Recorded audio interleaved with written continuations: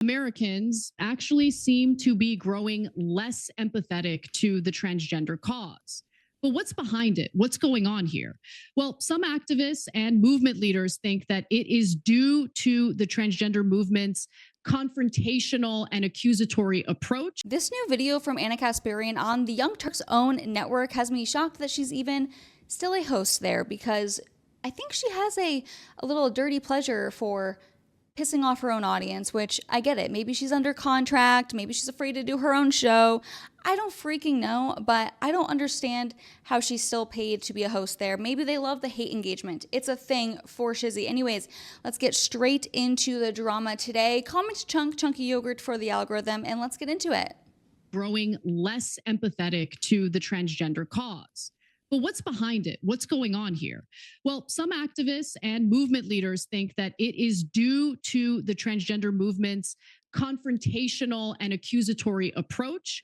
And I'm not saying that. This lengthy piece published in the New York Times this week. She's kind of implying that, right? Really did delve into it. So on social media in particular, some of you might have seen time and time again, like advocates for the cause being pretty aggressive. And look, it comes from a good place. This is just about the tactics, right? They're aggressive. Does it really?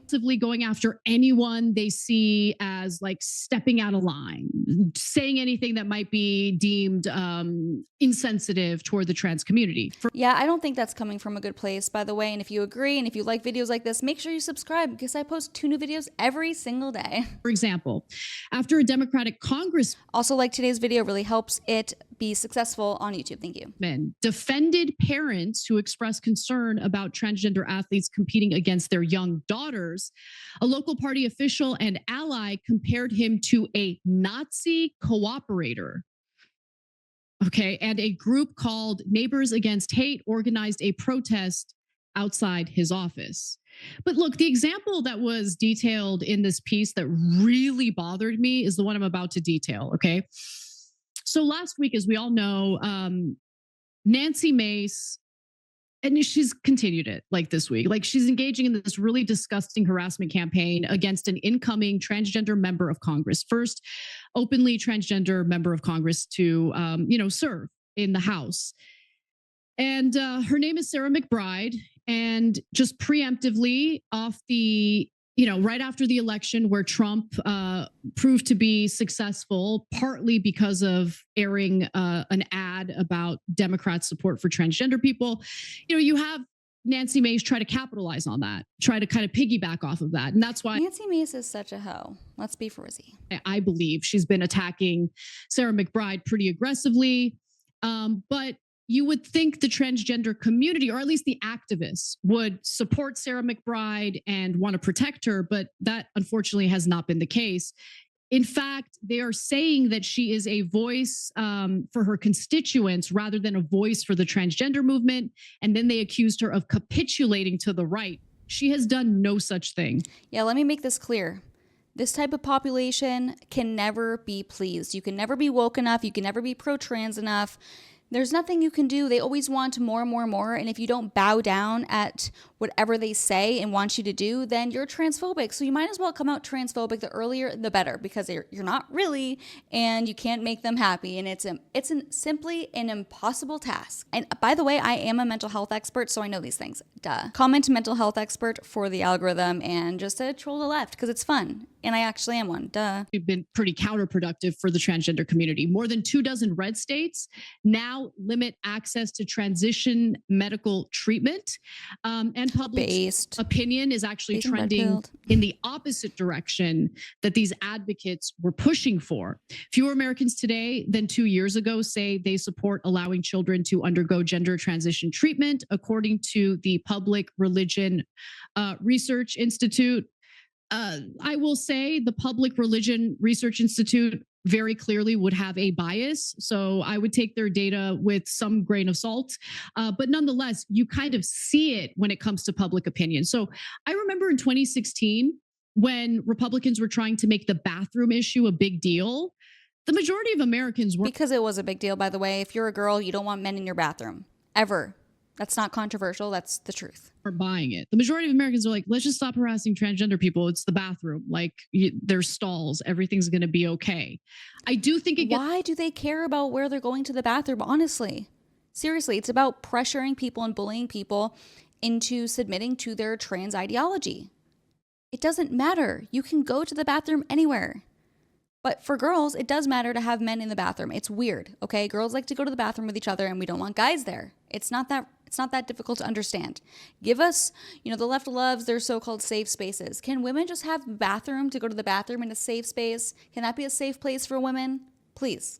Gets a little tricky though when it comes to other, gender segregated or sex segregated spaces like a women's locker room and all of that. I don't want to get into the details, but like when it comes to the bathroom, most Americans were on the side of allowing transgender people to use the bathroom that they identify with. Remember how the gay community won over the hearts and minds of Americans. It took a tremendous amount of patience. It took, like almost like a public education campaign so people could actually familiarize themselves with gay people in this country, urge that instinct to get defensive, to lash out. But you have to kind of think about what the bigger picture is and how this is really a persuasion campaign. And when your first line is to attack the person who isn't fully on board immediately, well, then you've just lost someone who might have actually been receptive if you were willing to just pause for a minute, take a breath if you need to, but come back and try a different way of getting that individual to understand where you're coming from. And that takes a lot of work. It's very difficult.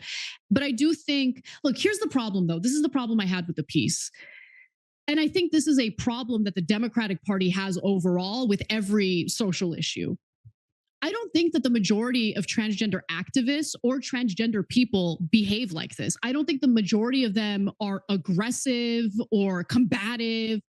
I have a friend who's transgender. She is not like this at all. And in fact, she can't stand that like this is the way, people think of trans activists.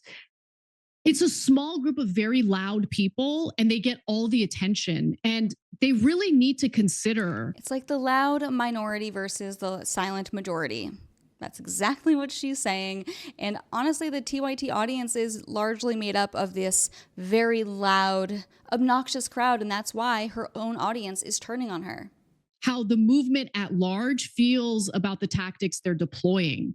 Because it's not just about making people who aren't on board feel comfortable. It's about winning. And if they're deploying tactics that lead to losing, well, then the movement overall is obviously going to be upset about that. And so I think more patience, more coordination, but also for those who have fallen prey to this ideology that everyone who's trans acts like this or everyone who's a trans activist acts like this, it's just not true. It's a... I don't really think that anyone really truly believes that, but we all know that these crazy cancellation, purity tactics come from the far left, and that's her own audience. And I'm so shocked that she still works at the Young Turks. Comment down below, how much longer do you think she'll last at the Young Turks? We see Chunky Yogurt moving in the same direction as her, but are they going to have to build up an entire new audience? I don't understand it. I don't get it. Please let me know in the comments below. And if you made it to the end of the video, comment an orange heart. You guys are the best because it helps boost. If you watch the full video, it helps it in the YouTube algorithm. So thank you guys so much for that. Subscribe, and I will see you guys in the next video. Bye. I was going to say bye dios. Bye and adios. Bye dios, a new word. You learn something new every day. Bye.